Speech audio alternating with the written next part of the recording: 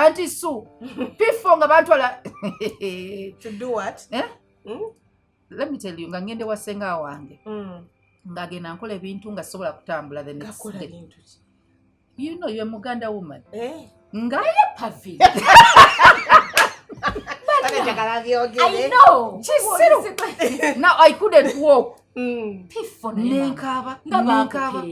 nenkaba Auntie Sue Sengange ku machabo ya kero genda mu nnimiro nekwata sente zenyini zenabu neninya taxi ngabera mbiko. That is Danger Road. That's far. Neninya nenzire waffe Chebando. When I was so close to my dad.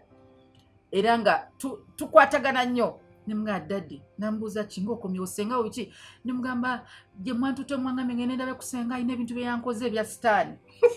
Because my dad yangambanga nti omuntu akebera wansi yo Sitan mwerere. Nemwa yankoze ebintu bya Sitan. Kwa ebintu ki? I don't even know.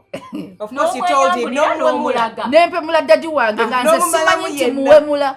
Nemugamba yakoze bwati ne bwati omusajja nemula nagamba naita mami wange